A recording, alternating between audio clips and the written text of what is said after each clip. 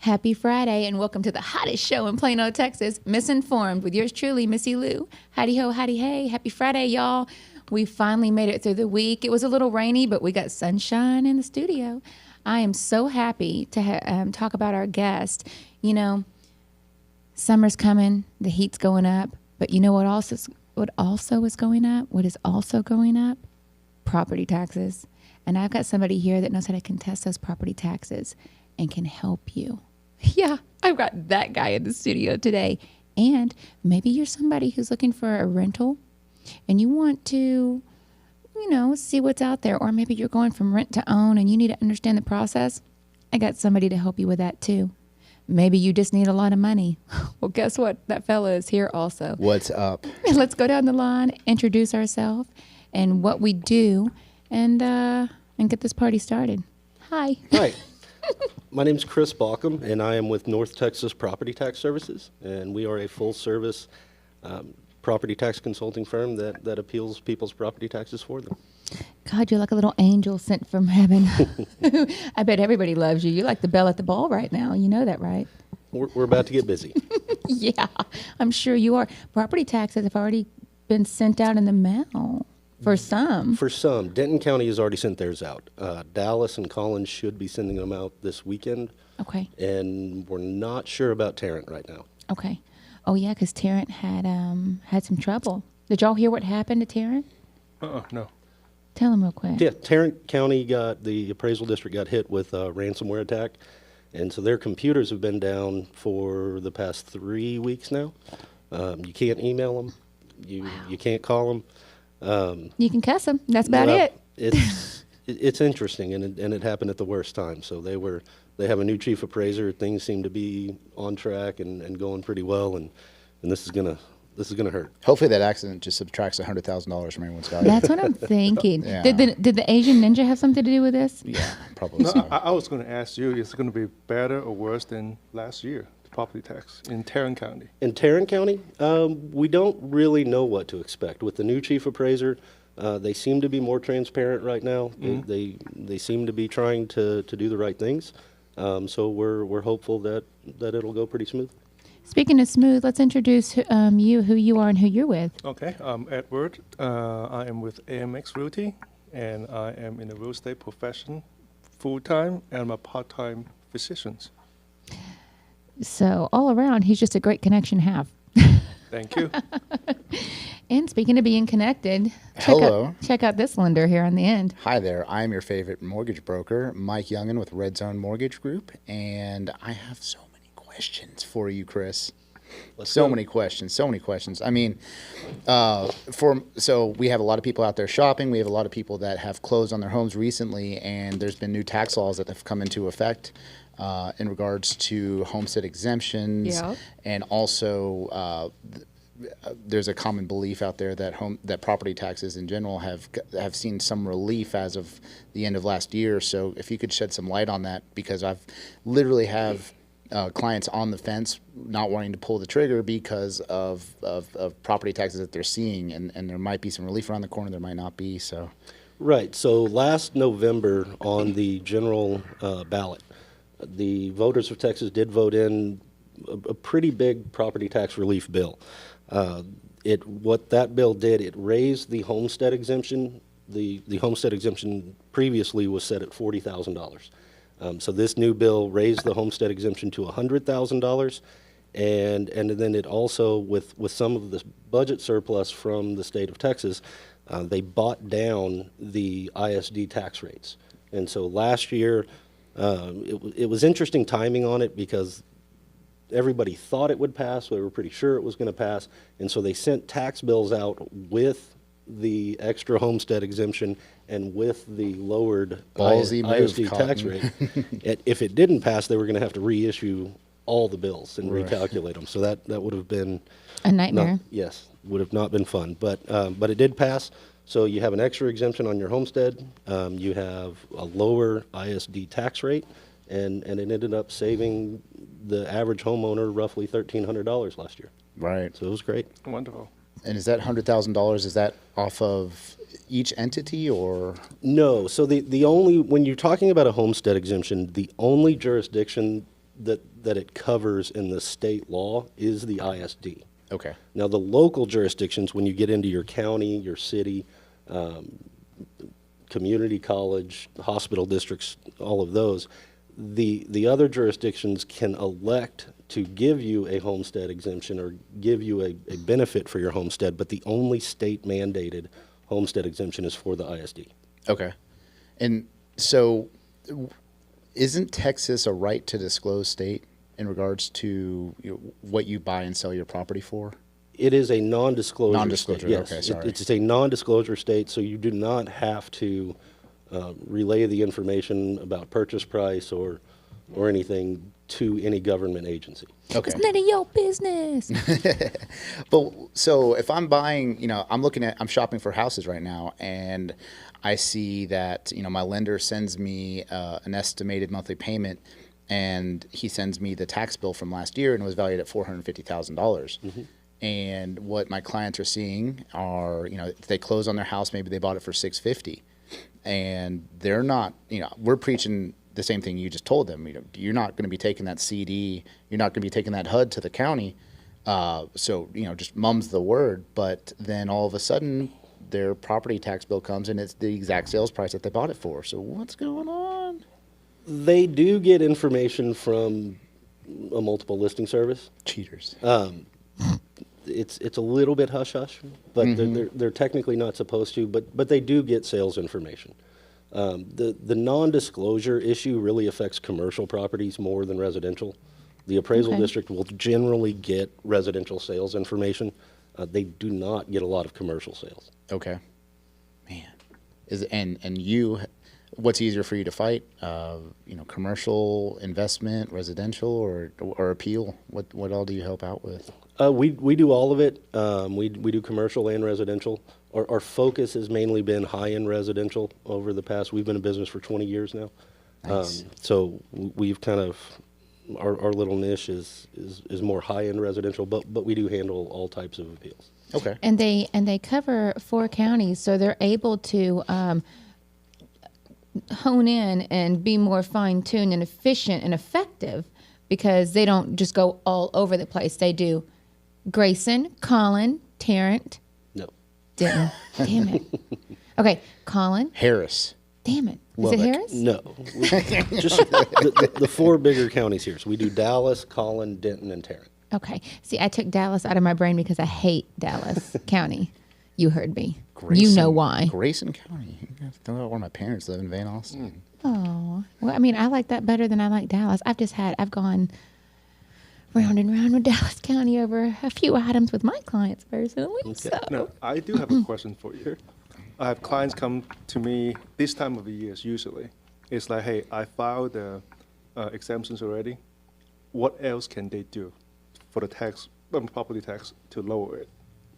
The easiest way is, make sure that you get any exemptions that you're qualified for. Mm-hmm. That's Assuming step it's all number 1, right? taken care of. And then it's just appealing the value and really getting to understand how the values are calculated and where they come from. And then you can be a little bit more effective on ways to mitigate some of the increases that you may see year over year. For example, if you need to find out what condition code the appraisal district has on your home. So if they're carrying your home in very good or excellent condition and you have some photos showing some deferred maintenance, showing some problem areas in your house. Inside the house, right? Yes, inside the house. Okay. Now, a lot of what homeowners will bring in are pictures of fences and cracks in the driveway. Those, in an appraisal model, in a mass appraisal model, those don't affect the model as much as people might think. So you really do want to concentrate your photos or in all of your information to the main structure of the house and any issues you have there. How it affects the mass appraisal model is by giving you an additional depreciation in that calculation that they're running. So if you can get that condition down, then those are savings you'll see year over year. Because you'll keep that same a little bit lower depreciation and get to ride that out. Is that condition code? Are you made aware of your condition code when they send you your estimated property tax? No. No, it's not on your notice, and it really depends on the county. So Some counties will put that information on their website where you can review it. Some of them don't have as much information. So it's really just about first check the website, look through all the information on the improvement segment of any property and see what's listed in the county. You can also request what's called a property card. It's their appraisal record card. And you do have a right to get that for your property at any point. And that will have all the information on it as far as depreciation, any other characteristics that they have set up on it. Now, when he talks about the property, just what did you say? Property. What was the right word? Property card. No, the grading. Oh, the condition code rating? The condition code rating. So it's my understanding from the class that I was able to attend where they educated me thoroughly and really just took my knowledge level up through the roof on a lot of this information. It's very hard to read, and it's ever changing. Is that correct? It's very hard to interpret. Sometimes it can be. There's a lot more that goes into a mass appraisal model than you're going to get on any website. The formula that they use to calculate values in the model is a fairly complicated formula. It's got a lot of variables, and the variables in that formula are the characteristics. Not all appraisal districts have them set up the same. It depends on Great. It depends on what system they use. A lot of appraisal districts use an outside vendor to handle their models and Like an their appraiser? computer system. No, it's more of the computer software that calculates it. So Dallas and Tarrant have their own, and they have built their own systems internally. Collin and Denton use an outside vendor, and so the formulas are different. How it's set up is a little bit different. Are you familiar with all of their software? Yes. And do you utilize that in any way whenever you're helping your clients? We do. So we actually are very specialized in the 4 counties. That's why we only work in the 4 counties, the 4 bigger counties in the Metroplex. Our system essentially recreates their entire mass appraisal system in our office. So we have access to all of the characteristics and stuff that goes into it. So when you go to help contest for your clients' property taxes, you're showing them information in the way that they present information. So it's probably easier for them to ingest. Right, we do that. We model our systems to kind of look very similar to the appraisal districts, and that way when we're in front of the appraisal review board, it's laid out in a format that they're used to seeing. When you go into a hearing and you're in front of a 3-member panel called the appraisal review board, you have to realize, they look at the appraisal district's information all day, every day. So they are very familiar with how the appraisal district presents their information, with the terminology that the appraisal district uses, which isn't really commonplace outside of this process. You get to issues. One of the main issues is in any mass appraisal system, you have to set up a classification system. And the classification system is pretty subjective. Classes can vary from neighborhood to neighborhood. From counties use completely different classification systems. But when a homeowner goes in, a lot of times what will end up happening, they'll bring in a few sales, and those sales, the appraisal district may have those comparables that someone's bringing in classified differently than their house. And that's fine to use those as comparables, but if you're not aware of the difference in how the appraisal district is classifying those, then it puts you at a disadvantage, because then they start presenting their information to the appraisal review board, they being the appraisal district, and you say, well, we have this as a class 9 and you're a class 10, so we're going to add an additional adjustment for that difference in class, where in your mind you're looking at that home saying, well, that home looks almost identical to mine, so what's the difference? Yeah. But the appraisal review boards are used to that, and they're comfortable with those. So it can be an uphill battle. It sounds like you're pretty savvy with it. I've got to ask you, and I don't mean to put you on the spot, but what's your success rate? Like, are you able to chew these guys down? Are you really able to help people lower their property taxes? Hand me one of those papers. Sure. Which one? There's Don't give me one too. Yeah, let's look at this together. Let's share with the class, please. Did you bring enough for everybody? We North did. Texas Each one of these is for Tax the 4 counties, so they're all a little bit different in what readers. we have. But our overall success rate, it really depends on the county. Last year in Denton County, our success rate was well over 90% as far as yeah, Nice. Oh my goodness. Whoa. it's and it's just how we process the information and what we're able to present. His success rate in Denton County for contesting property tax is over 90%. Let me just repeat that in case anybody did not hear that. 90% success rate contesting property taxes in Denton County. That dude. Dallas Okay. Cowboys. Wish they had that win right.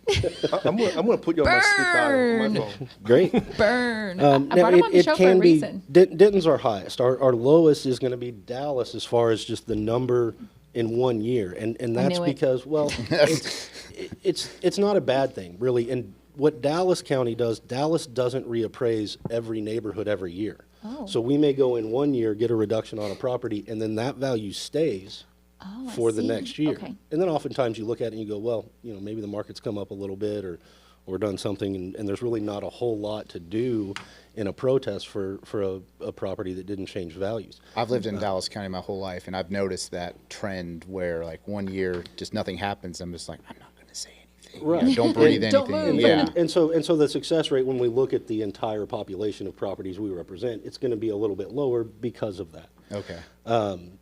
We've seen Denton County start to do that this year. If you had a reduction at the appraisal review board level last year in 2023, we have seen a big portion of Denton counties that they left alone. And so they did not reappraise those properties that got a reduction last year. But that's a good thing because then it's just additional savings for that next year that wouldn't have been on there had you not appealed it. And I'm sitting here looking at your numbers, and this is a sample of 2023 Dallas County reductions, and it looks like across the board, you're between 20 and 30% of savings for Dallas County. That's property reduction. Right. I mean, those are our larger reductions. Our average reduction. Trade you Dallas for Denton. It's again, yeah. These are all specific to the different counties that we represent. Typically, though, you're looking at our average reduction is going to be, depending on the county, somewhere between 7 and 10% overall. Well, that's impressive. I've contested my property taxes in the past, and it was Plano, Collin County. And the first time I went to bat, they shot me down and said no. And then I went back to bat again and tried to fight them. And I think I got it down like 2% or something like that. And I mean, I'm a realtor. I'm giving them comps. I'm taking pictures of things, not just the outside driveway. I'm going interior. Like I'm trying to do things helpful, and I still barely got that. So I'm quite impressed with your track record. Collin County is certainly one of the harder counties to work with, as far as they're pretty proud of their information, and they try to defend their numbers. Yeah. Grayson County. Oh my gosh, Grayson County is the good old boys club over there. Yeehaw. So, are there physical appraisers going around in vehicles, driving around, doing drive-by inspections? There's gotta be, right? Or are you able to just post up naked? Paint your house the wrong color. Light something on fire when they drive by. I don't know what's wrong with this piece of shit. It's a meth lab. Yeah. How? They do drive the neighborhoods. They'll take notes if they notice any remodels going on. That they'll tend to pick those up when they're driving around. Stupid neighbors. Right, Permits are red flags. They do get copies, or they get the permit records from. Just the don't county. permit people. You can't say that. I didn't say that. We don't recommend that. No. I said that in class, and everybody just had a hoot with it. I was like, "Well, so we just don't permit?" All the realtors are like, "No, Missy." It was good. You need a permit. That's funny because that's what I said. Yeah, they do drive around and take general notes, but again, it's the whole property tax process, the mass appraisal system. It's not an individual appraisal of your house. So they'll try to verify characteristics. Maybe they'll verify roof type, exterior wall type. What about things look in for the any neighborhood? signs of like what if there's an apartment complex that just went up across the street from me? That's a bugaboo, right? it can be. It should be. It's new development though. Wouldn't that be seen as a plus maybe? No way, man. Residential. Nobody wants an apartment complex across the street from their, $600,000 Well, we don't, house. but the city would like that, wouldn't they? They're like, city wants more people to come in. More apartments, more crime. Is that? I mean, 'Cause, I'm not people giving being you- congested in an area. Am I talking stuff I shouldn't be saying? Right now? Well, it depends on how expensive the apartment is. That's a very good point. That's a very good some point. of those are luxury one. Right, You know? yeah. Yeah, and any environmental factor like that or geographical factor does get taken into account in a mass appraisal system. It's more along the lines of they may put a discount on your land or put some type of economical depreciation over and above normally what you would Okay. get for those type of factors. Anybody that's listening and just wants to know exactly what kind of exemption types you can get, I have a little write-up here. So you can do a homestead exemption.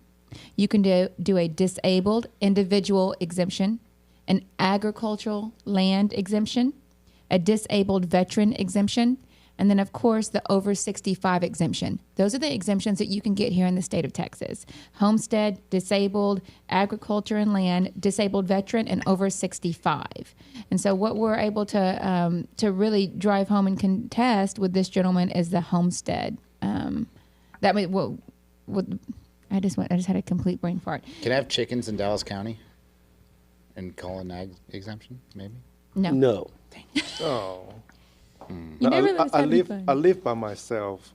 With chickens? Well, no, with no, with only one dog is it consider. Probably not. I'm just joking with you. Probably won't pass the application process. And I think you have to. So, what do you know about agriculture exemptions? I mean, what does do you it know take? about the other stuff? Do you know anything? I mean, I do. Not as extensive knowledge as the general process and that. But so to qualify for an agricultural exemption, you have to be in the business of agriculture. So you do have to be able to prove that it is an income source, and that is part of your livelihood. The ag exemptions get Convoluted? yeah, they do get a little bit convoluted. Bees. But generally, you can get it for that. I mean, if you are if you are creating a product and marketing that product, then it does qualify. So you buy the land, you get an LLC, and then you start trying to make the business work, and then you're able to use that to file that agriculture exemption. Right, and then what happens on an agricultural exemption, your taxes aren't based on the value of the property; they're based on the productivity value. And so you may have a piece of land, if you have 40 acres or so, or any type of acreage, and you get an agricultural exemption, even if that property is valued at $1 million, the productivity value is only going to be a few thousand. Mm-hmm. So the taxes are significantly less when you do have the agricultural exemption. One thing to be aware, though, is when you do have that, if you do have an ag exemption, if you ever change the use of the land to where it's not agricultural, and say a developer comes in and buys a farm or a ranch, and they develop it, once you change the use of that agricultural property, they go back and back assess the last 3 years of taxes. Okay, so let me ask you a question, because you just triggered something good for me. So we have a farm in Valley of Mills. My family has a farm, and we do cattle, okay? And we've got about 100 acres, and the people this company came in and wanted to do solar panels out in the field. And so my mother leased a portion of the land to them for 30 years. So that's going to come into effect, because that's changing some of the land. I mean, it doesn't change our business. We're still doing cattle. We just carved off a piece of the land. I wonder if that's going to be affecting in some way. I would have to look into that. But I believe, number one, solar, any solar panels or solar energy is exempt from taxation in Texas. So it's just going to go down even more, is what you're telling me, No, potentially. I mean, because you're leasing it and you're still making money off the land, then I think it still will qualify as part of the total ag property. Okay, fine. But if I would have sold it, it's not our problem anymore. Right. Okay. Now, ag exemptions can get in the way of lending. I'm sure you've seen that a couple times, where some lenders. How? Well, some banks do not like to have ag exemptions carry over from one buyer to the next. So if you're purchasing land and there's an ag exemption on it, or even if you purchase the land and then you turned it into income producing agricultural and you have an ag exemption, then you try to refinance that property. In some instances, the lender that you're working with will not be able to do it with that ag exemption, Wow. and that's something that is a real kick in the ass. And our bank, Red Zone Mortgage, we do not have that problem, but I can't tell you more times than not where we come in and save the day because such and such lender that they're trying to refinance or trying to purchase through can't go through with the deal and provide you that ag exemption because of the ag exemption. So we can do that, and that's something that's on like acreage over 10 acres or 300 or whatnot. It's just that's a problem in lending, and I don't know how many of y'all out there see that, but we don't have to deal with that over here. But like your bigger banks, your credit cards, your funny commercial banks, yeah, they're not Funny a big commercial fan. banks. Yeah. Speaking of backdating and things like that, or having to go back. We're talking about something in the class the other day, and it kind of went over my head. It was, and I just wanted to retouch it so that I can learn a little bit more. You were talking about whenever somebody purchases a home, if the homestead, if the tax rate changed and they were able to get a break, then they passed the buck to someone else. Do you remember what am I trying to say? Help me. There was a new law passed a couple of years ago, and so it's just now taking effect, and we're kind of getting the real world examples of how this is going to play out. But historically, what it was is you could not apply for a homestead exemption on a property unless you were in that home on January 1. Okay. So January 1 in the property tax world is the biggest date to remember. Your value is as of January 1. Historically, your exemptions are as of January 1. January 1 is the appraisal date. And so you would have to wait. Let's say you bought a house in June from a builder that didn't have a homestead exemption on it. Then you would have to wait until that next year, and you were in the house on January 1 to file for your homestead exemption. The new law that passed allows... Listen, this is good. The new law that passed allows for a partial or a prorated exemption for if you purchase a house that did not have a homestead exemption on it. So now what we've seen, and maybe the problem to this is, let's say the buyer comes in and buys a house on June 1st, and they did not have a homestead exemption on that home, so they file for that prorated homestead exemption so they can get it for the rest of the year and get a little bit of benefit. Cool. Get half the benefit. That's the great part. The problem we've seen is that the appraisal districts are treating those as a transfer, and so they're removing the homestead exemption from the old home. So whatever home that person sold, then they'll later have that exemption removed. And so we've had a couple of clients who, at the time of notice, they had the homestead exemption on from the previous owner that they purchased it from, but then when they got their tax bill, the tax bill was on the full value with no exemption because that homestead exemption got removed somewhere along the way because of that situation. That's terrible. For that yes, homeowner. Yes. So can they just do the same thing and apply for a homestead and try to get it convey over? Or what if they don't? What if they were renters and then came into it? Then they just have to eat it up? Yes, on the last part. On the first part, that's where we're seeing some issues, because then how far back does it go? Because then if that homeowner, then the person who bought the property and was surprised when they got their tax bill that the homestead exemption went away, if then they apply for a partial homestead exemption, and let's say they sold a house 2 weeks prior to them purchasing this house that they're in right now, then does it go off on now the second house?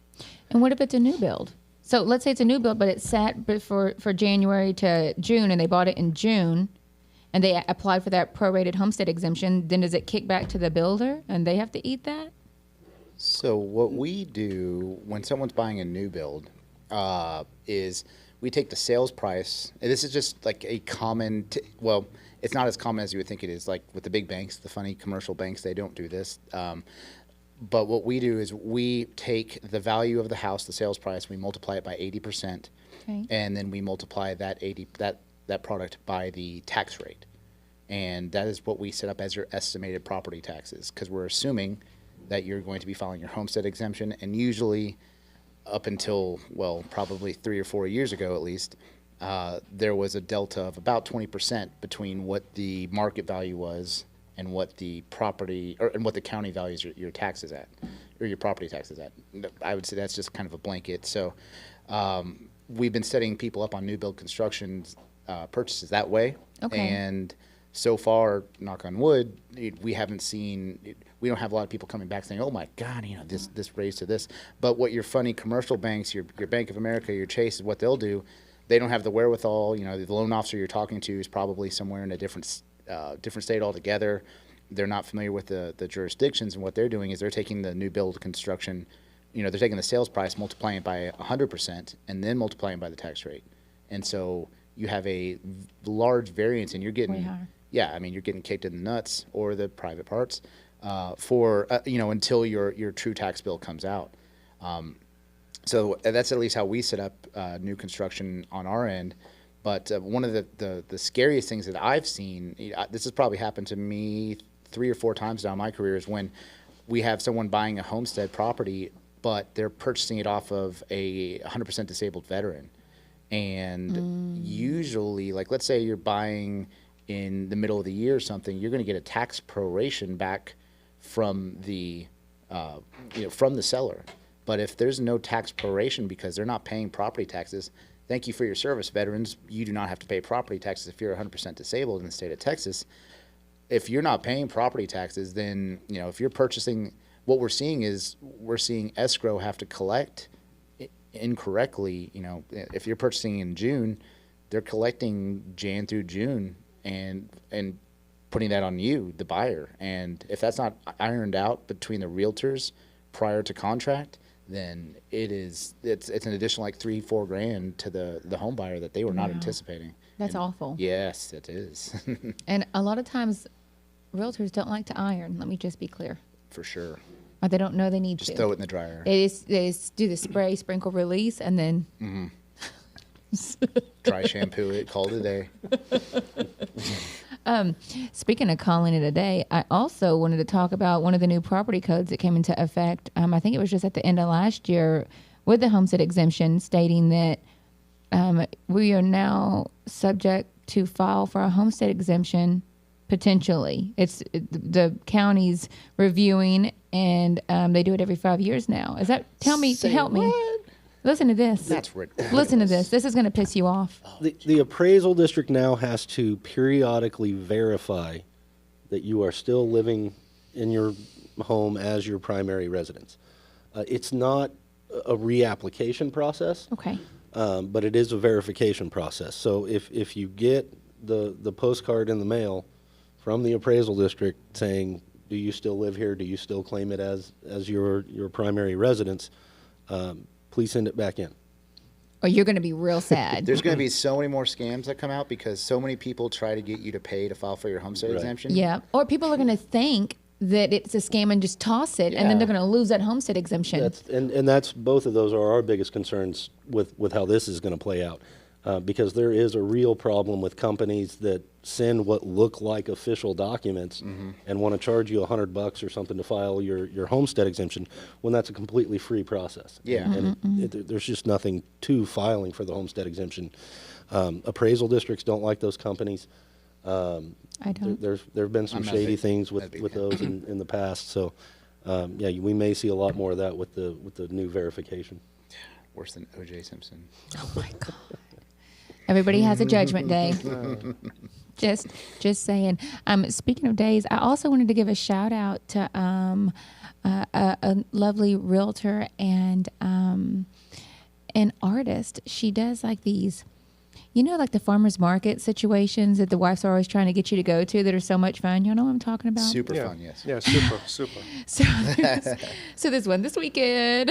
So if your wives are listening, and it's a little Barbie theme. They have like a Barbie and a Ken lookalike contest, and I'm gonna drop the flyer down. But I told her I'd throw it out for her today. But it's gonna be a lot of fun, and she does a lot of just really creative gifts that are perfect for maybe your closing, you know, like she does like these, what do you call it? I'm tired bear.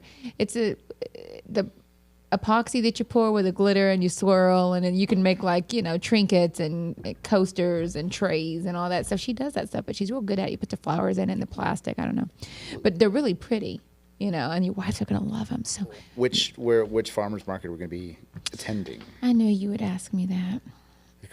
You got Dallas, you got Trade Days 380. Let's see. First off, it's called Barbie Market, Barbie Market, all right. and it's at Lakefront at Little Elm. Okay. Oh, okay. On the lawn in front of Tin Man Social. And when is it? It is April 14th, 12 to 5. And it's a Barbie movie on the lawn at 1 p.m. And then there's a lookalike contest competition. Have you seen the Barbie movie? Uh-uh. It is actually really good. You don't like it? Oh my gosh. How do I like the Barbie movie? I'm shocked. I didn't try. right now. I didn't try Who to go. are you as a I didn't try to person? go see the Barbie movie on purpose. I have a little daughter, and we're trying to make sure she just like, no, whatever. But it's pretty freaking good. It's not that bad, actually. Not that bad. Yeah, I mean, it's not Jurassic Park or anything. I don't know. I felt like, Okay. I don't feel like they really came out with many good movies right now anyway. Yeah, it that's takes a true. lot to impress me. Life's been hard. You know, I'm kind of weathered and leathered and just wore out. So you like want to see a movie like Gettysburg or something, You 4 know, hours long? Personally, I love to dress like Barbie, but I enjoy more of the gangster movies. Like The Departed is one of my go-tos. Okay. You know, things of that genre. You know, we all like to watch the serial killer documentaries to, you know, relax as women now because y'all stress us out so much. Is this an So- OJ referencing it? We're going to shoehorn him in there again? Oh, Lord. I'm busy dropping the flyer right now. Leave me alone. Paste. There we go. Okay, now we've got the Bobby. There's shrimp on the Bobby. So is there a area, what areas of town do you know of that have lower jurisdictions, lower property tax rates that might be good places to live because they may not have an ISD, for instance, because they're so far out there or something of that nature? Everybody has an ISD. Okay. I mean, every You have to go to yeah, school. right. So you are offered public education no matter where you live. Oh, fine. But there are places when you get out that you may not be in a city limits, and so you're not going to have a city jurisdiction. Okay. Denton County doesn't have a hospital jurisdiction, whereas Tarrant and Dallas, there is a jurisdiction for the hospital. Shout outs to Parkland. Yes. and so you are paying extra, you're paying for an additional jurisdiction for those. If the county doesn't have a publicly funded community college, then you're not going to have that jurisdiction. But most of the counties here have the community college that goes with them. It varies. I mean, they're different jurisdictions all over the Metroplex, and there's hundreds of them, all offer different homestead benefits. So, for example, if you're in Dallas County, then Dallas County, the community college, Parkland Hospital, and the city of Dallas, they all offer a 20% homestead exemption, which is great. I mean, the 20% homestead exemption is big. Right.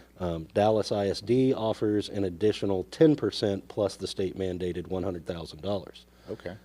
So you get into. Do you have to apply for that, or is that just automatic? No, it's once you have the homestead exemption, you get those for Okay. all jurisdictions.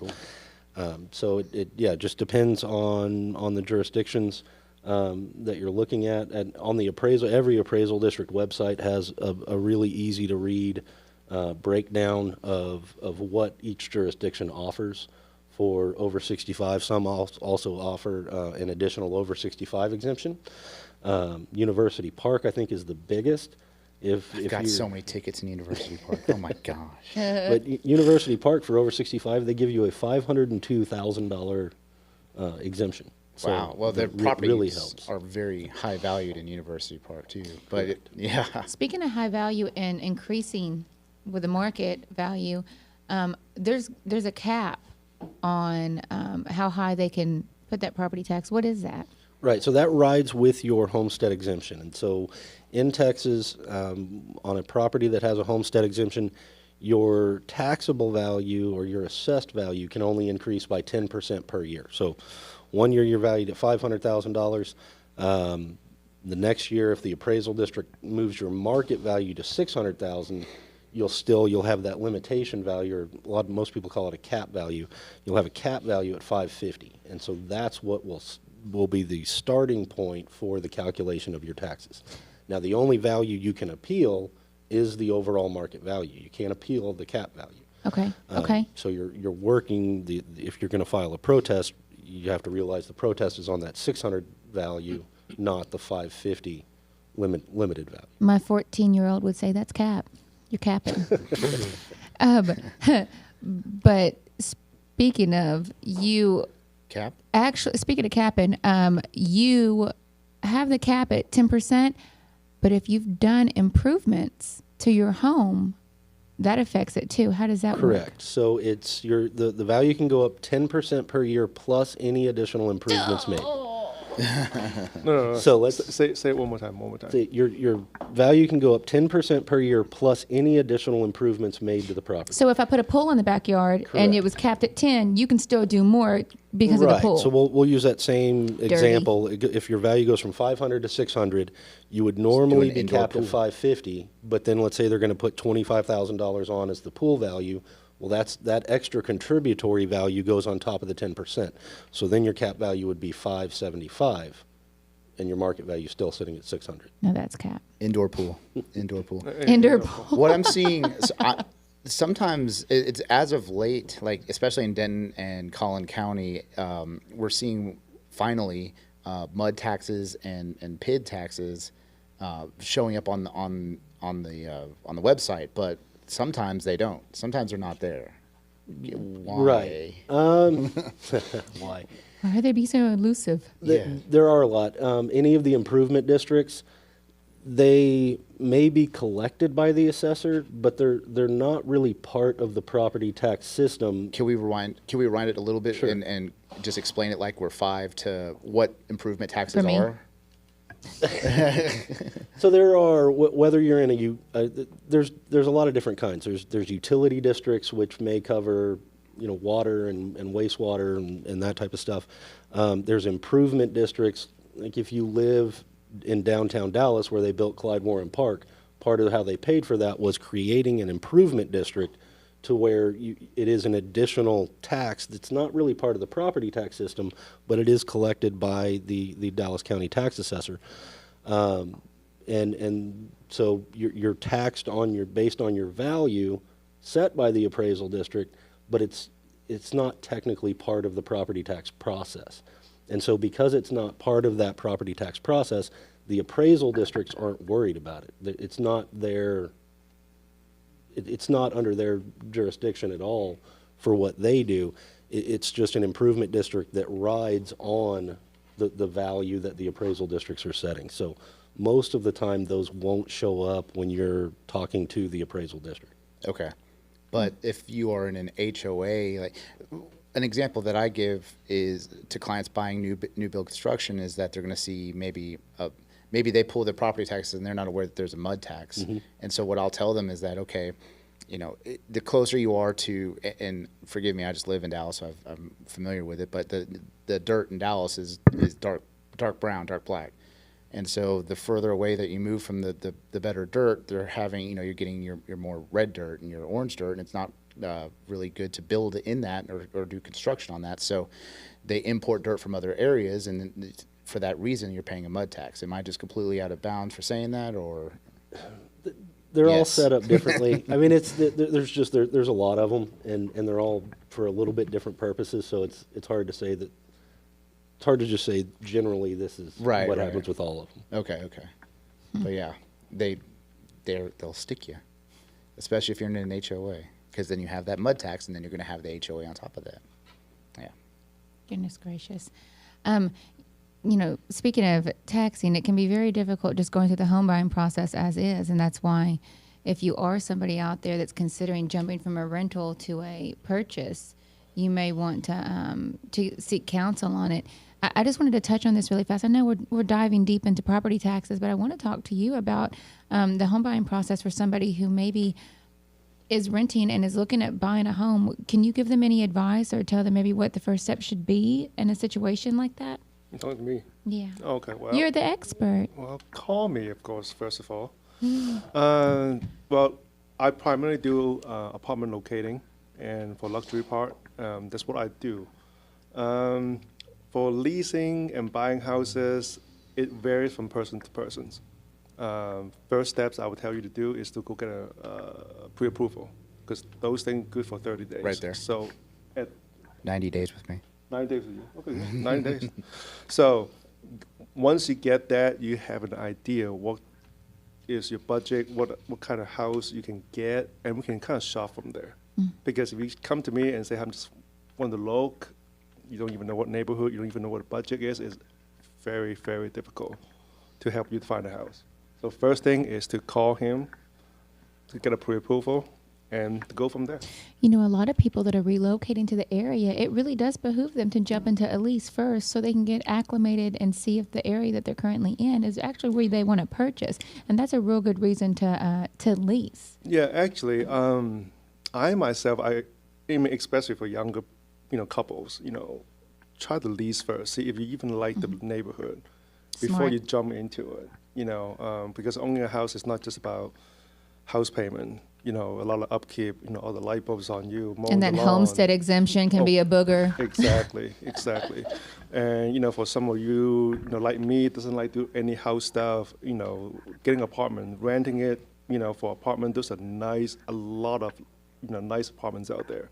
Luxury. I mean, it's just like a small city, especially the new one nowadays. Do you have any favorites? I'd like to know, like, if I was looking for a lease and I didn't care where I went, I just wanted the nicest one that you know of, where would you send me right now? Frisco and McKinney's. Those are the best one. A lot of new one out there, and what I call those luxury kind. I mean, you're in there, there's small cafes, some of them even have a convenience store inside the complex, gym, you don't even pay 24 hours. You don't have to leave. You don't have to leave, you don't. I mean, especially for those people that work from home, perfect. Oh, yeah. Perfect. Yeah. Yeah, that is nice. That sounds, I think Austin Ranch had a whole little setup, right? Yes, they They've do. got something They do. over there that's I was nice kicked out and of everything. Austin Ranch so many times I'm growing not up. surprised. Oh my gosh. In regards to the pre-approval process, I mean, the way that we try to simplify it for people is it's a two-step process. Step one, you fill out a quick application, you and your partner. It takes 5 to 10 minutes online. It's free. And step two, you send in your income docs, like your pay stubs, W-2s, or if you're self-employed, your tax returns. And my team and I, we calculate your buying power and we educate you on the loan programs that you qualify for. We educate you on whether you qualify for any first-time home buyer down payment assistance.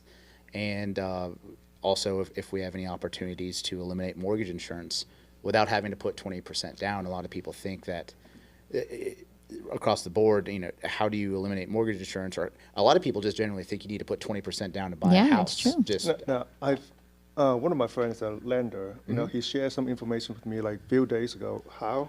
Yeah. About that grant, $10,000 for first-time home buyers. Can you tell me more about it? Yeah, so there's 3 types of grants that the state of Texas has right now, and then there's a nationwide grant that we're also signed up for. The nationwide grant does not have any income cap, so that's nice. Wonderful. But right now there are grants, and it does kind of vary lender from lender because some lenders have in-house grants. So if your lender is with, escape me, but I want to say is it Benchmark, or who's your lender that you're referring to? Well, regardless, Red Zone. Yeah. I think it's H2 lender, if I remember correctly. So there are grants. Yeah, and yeah, there- yeah. H2 lender. Okay, so there are grants and there are second lien programs out there, and so basically, the gist of it is you need to have above a 620 credit score, and you need to make below a certain income cap. What is that? It depends. That's county. That varies per county. So, Oh, but that's them counties you know, like to be Do you know capping. the range? so like in Dallas, for instance, I believe it's 127, Okay. but below 127. But it will also increase with the size of the family that you have. Okay. So that now the grants, of course, you do not have to pay back. The second liens, they do have a recapture, so they can be forgivable if you do not refinance or sell the property after 3 or 5 years. Usually these grants and these second lien programs will come with a higher interest rate. So, you might be getting 5% down to help out with your payment, with your down payment. But it doesn't matter if you have like a 620 credit score or an 850. Everyone that is utilizing the assistance in some of these programs that we're talking about will be getting the same rate. So there's no scoreboarding anybody. If you have an 850 and you're still using the grant, you're going to be getting the same interest rate as the person that's getting the 620 credit score. So, Do you remember the client that we just landed together in Valley Mills, the one who was trying to buy my land listing, Yes. and we ended up she's not able to do that, but she's going to be able to get in a house. Does she Right. qualify for that? So we are getting her on the road to qualify for that. So one of the things that we can do is when we pull your credit, if we see any opportunity to get you into a higher threshold, hypothetically speaking, let's say you're below 600, but with our background, we've been doing it for 22 years now, or as I've been doing it for 22 years. Our team has been doing it for collectively 75 now. We will look at your credit report and we'll tell you, okay, we have opportunities here, so maybe we can help you, not help you, but maybe we can guide you to negotiating a settlement or getting a deletion off of a medical record off of your credit, or maybe if we can open up a new trade line like a Capital One credit card for a $300 balance and you have it for 2 months, that's going to get you from that 593 to a 636 or something of that nature. And then so in 2 months time, we're able to, or less or more, but usually it's about 2 months time, we can help you propel you to that level of down payment assistance, so we can get you into God, there. that's cool. So if you have, maybe you only have $2,000 or $3,000 saved up, well, that down payment assistance is going to get you a good, maybe up to $12,000, $13,000 depending on your sales price of your house. And so now you have extra money to, furnish your home. Gosh, that's wonderful. Stuff like and that. extremely helpful. Speaking of homes, a home is a big responsibility, and that's why a lot of people choose to jump into a lease. But if you are a home buyer and you want to have a peace of mind, I just have to let you know that Super Home Warranty can assist you and give you that peace of mind. They offer a variety of plans and can cover everything from your HVAC unit to, they cover just about everything but the roof, y'all. And we've got a 94% rate. Speaking of numbers, we cover up to 94% of our claims. And from the time you call in and make a claim to the time we have it scheduled for somebody to come out is 8 minutes. That's our record timing. So we like to keep numbers. We're a tech-driven company, and we really focus on, trying to build a better program for the clients and the realtors' clients so that they're happier. What if your ex-husband is a Heisman winner? Mm-hmm. And I think you know where I'm going with this. Oh my God. Does Super cover that sort of instance where maybe there's a instance or probably not? No, but I know some of the reps have been known to get kind of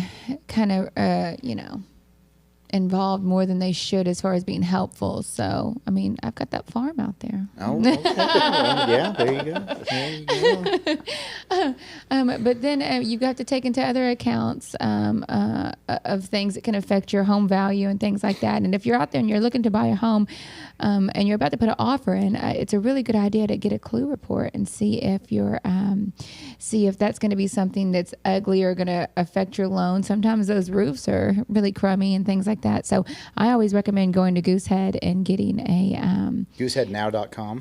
Gooseheadnow.com. Goosehead Now. If you're wondering what the heck is this insurance going to look like, you can go and I think it's just Gooseheadnow.com. technology based. So you put in the address, you put in a little bit of information about yourself. You're not doing a credit pull, and it's not doing a credit pull, and you're getting a quote that's specific to that house in seconds, right? Or a lot of you realtors like me, we'll connect you in a text message with our preferred Goosehead agent, and they will run that clue report and have that back for you, so we know how to move forward with purchasing that house. So that's also somebody just really handy. It's important that whenever you're looking to buy or rent, that you are working with a team of people that can help guide you through the process.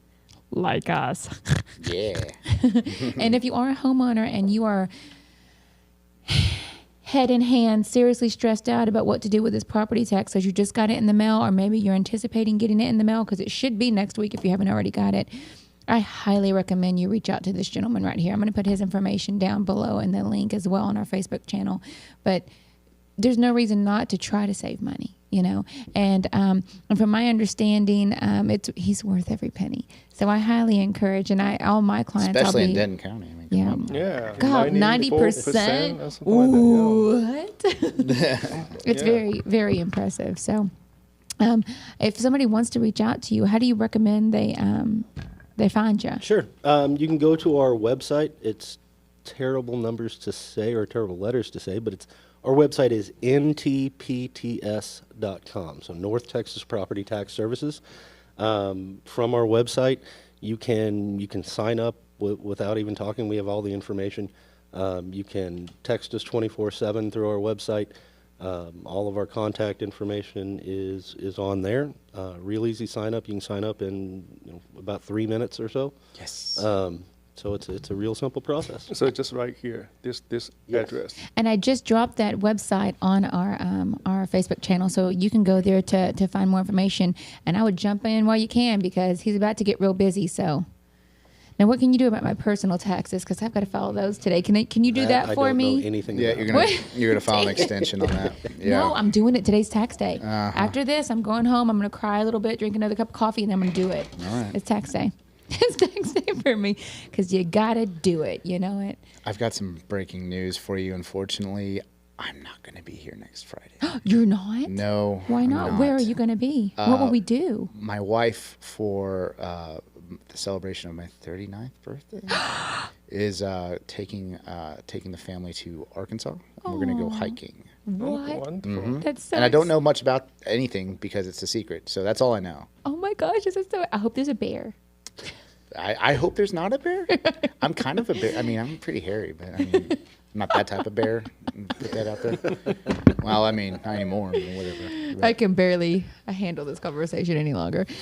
No, but happy early birthday. Oh, thank you. Mr. 39. Yeah. That's exciting. I'm sure that what you really want for your birthday is just some more deals. So if you're out there and you're considering buying a home, get pre-approved with him because that's what he wants for his birthday. Yes, please. Red Zone Mortgage. He has no boundaries. He doesn't know how to not work. www.redzonemtg.com. He works all the time. He'll be working on his hike. I guarantee you. Just send him some information. He'll get you set up. My wife will kill me, but He my has a team team. will help you out. I promise you that. Shout outs to Aria, Blake, Carly. Thank you. They're spectacular and wonderful, and they're here to help you with getting pre-approved for your next home. Tara. Got it, guys? Jesus. He takes the wheel from me all the time. Speaking of taking the wheel, I've got to get those taxes done so that I can go bake a cake because it's my 2-year-old's birthday on Monday, but we're going to celebrate Sunday in Waco. Heck yeah. He's going to be 2. Nice. He's my baby, and he's the best age. And when I'm doing the taxes and I'm getting sad because I'm seeing all the money going out, I'll just go give him a hug and I'll feel better, They're magical creatures. But they're also kind of like little drunks, you know what I'm saying? Because they stumble. They're hilarious. Yeah. Hit their head on corners, all the corners. All the corners. Jeez. My heart's just in constant da-da-da-da-da all the time. And then it's like, oh, and then it's da-da-da-da-da. Kind of like real estate. It worked out. Guys.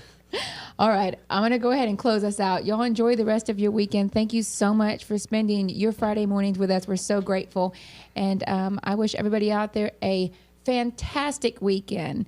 And Masters. Oh yeah, let's Masters. go for Tiger. Come on, Tiger, get it. Grr, we're rooting for you, Tiger. Go get him, Tiger. Red Zone Mortgage. All right, we'll see you guys on the next show. Get in the zone. In the zone.